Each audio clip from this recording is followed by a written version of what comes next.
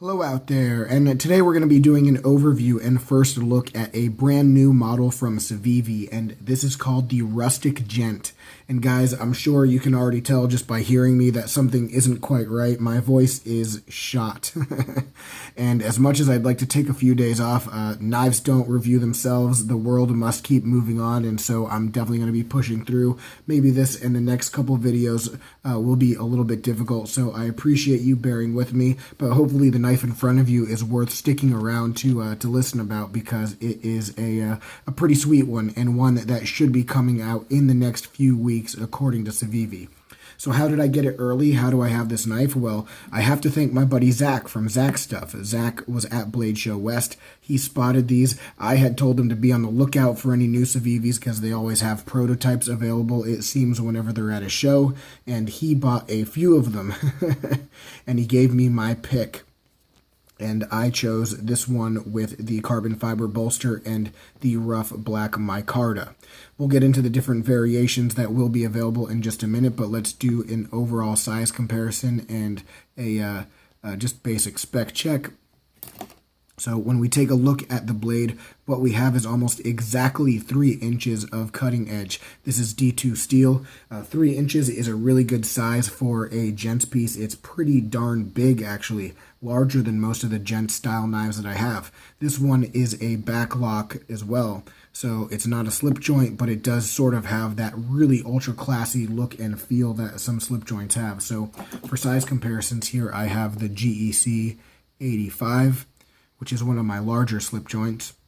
Some people like the really big stuff, but yeah, that's sort of in my wheelhouse there. Here is the Benchmade proper. Pretty good comparison of a very popular, production slip joint. What else do we have? Here is a large Polar.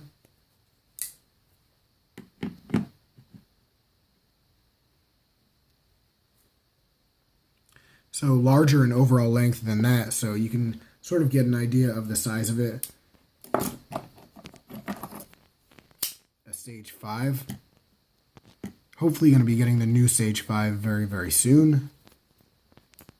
And last but not least, and I might be wrong with the number on this one, but here is a Tucson, and I've reviewed this one. I think it's the 88. Not 100. No, it can't be. It's got to be like the 100 something. But this is a slip joint from Tucson that I reviewed not too long ago, and just very similar, just in overall length. Obviously, in classiness as well. Both of these are very good-looking knives. So we will get back to this knife in just a bit, just talking about some of the pros and cons.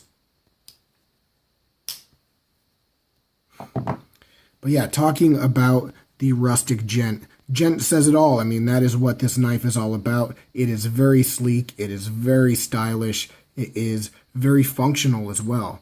So it's designed with the purpose of being able to be used, but it is also just extremely classy looking.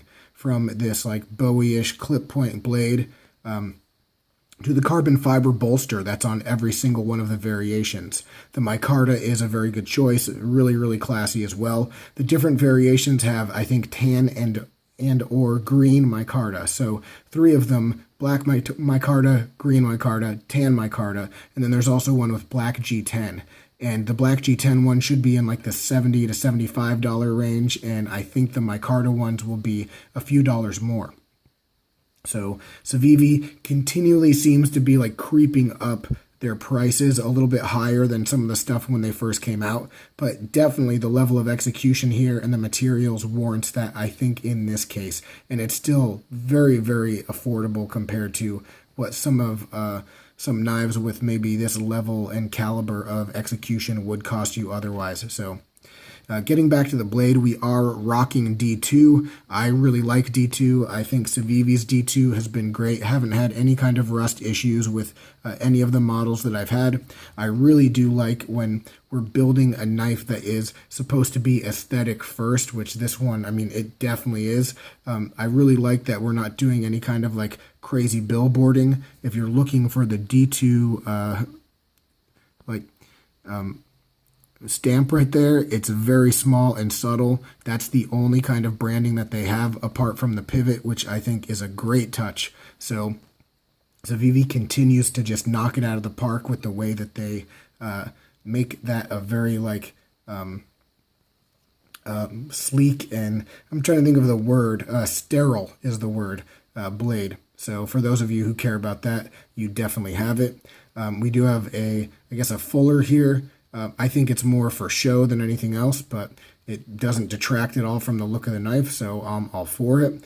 And then as we move on back, we're dealing with a carbon fiber bolster, and just look at the level of fit and finish where this meets the micarta. The micarta on these is rough intentionally, and I really like that too. So you'll see it like sort of like sticking over, and it's not a machining problem, and it's not a like fit problem. Everything fits just fine. That's just like the nature of the micarta, and I like that they went with this kind of style because it does give it a little bit more character, and it gives it a really nice texture as well. I personally went with the black one because the green and the tan at this point, I sort of feel like it's getting overdone, and so many knives are rocking that kind of stuff, and you know, it's cool and all, but you can only have so much green micarta, and this was just really good looking, and just that subtle contrast going from that to the carbon fiber I thought looked really interesting. So looking at the top of the knife, we have the liners, and then the backlock. The backlock is actually pretty easy to disengage one-handed. Opening it one-handed might be a little bit difficult, but it can be done. It's just there's not really the safest place to get in there and like push it the rest of the way forward. What you might have noticed right here, a really interesting aspect of it, is when you disengage it and you're closing, you have a half stop. So if you are closing it one-handed, you do have that little bit of extra protection, and it isn't too strong and too snappy where you could get caught the way with a lot of slip joints that have that powerful spring tension. Not really going to have an issue with anything like that. All right, the lockup, this being Civivi's first backlock, and honestly, I don't know if has ever really made a backlock. Maybe something that I haven't remembered or ever saw, but yeah, this is sort of a departure for them. How'd they do? Great. No movement. It's solid. Really well executed. So just what you'd expect, and something really different from them that they did well the first time. So great job by them. And then as we move all the way to the back, guess what we don't have? We don't have a clip. All right, so no clip on the knife. That for me is a detractor. Excuse me. That's a detractor. I like having a clip on a knife. That's how I choose to carry. But as for the knife itself, I do understand why you would go in the direction of not having one.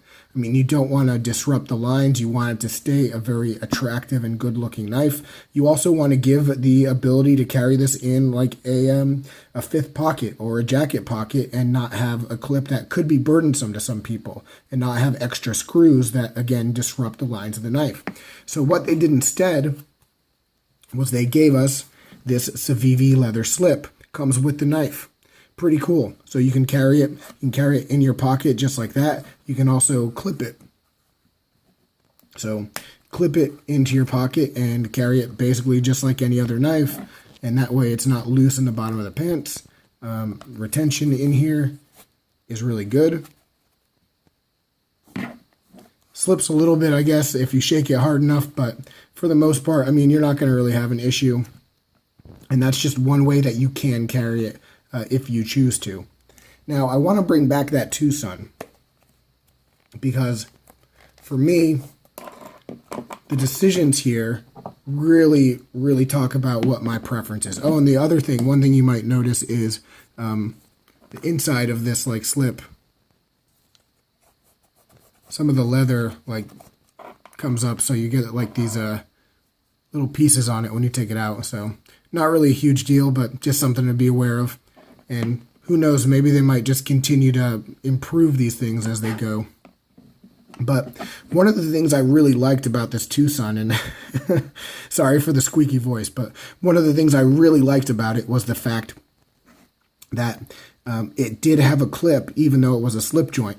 And this clip, you can see it makes sense with the design of the knife. Goes right down the middle of this design. It's titanium with a titanium frame. It makes sense. You know, here, what would you do? Have a wire clip? What would work? Who knows? Nothing is what they decided. And for me, for my carry preference, I would rather have the clip. And that, even though it's a smart decision on their part, I think, to not have a clip, it sort of eliminates it from the way that I would want to carry the knife.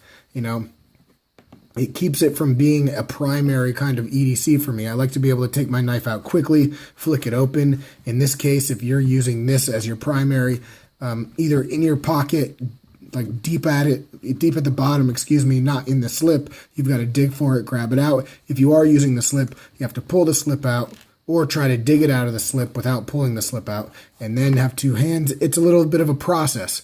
So it's not necessarily a knife that you can get out and open and ready to use really quickly. So for that reason, it would be like relegated to a backup for me.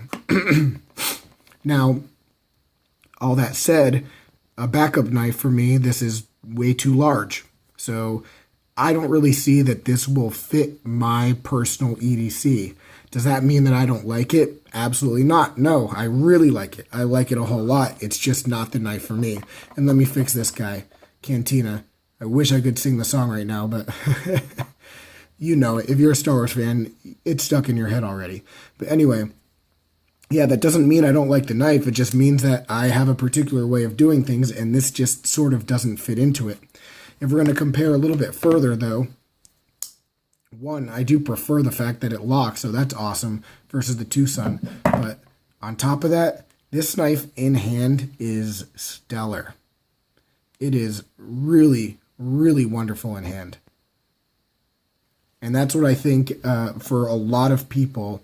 You know, if you don't have that specific way that you carry, or if this does fit more in line with the kinds of like ways that you EDC your tools, man, this could be the knife that you're carrying in a jacket pocket one day, but then using as your EDC and actually like getting a lot of use out of, because it feels excellent. It feels strong.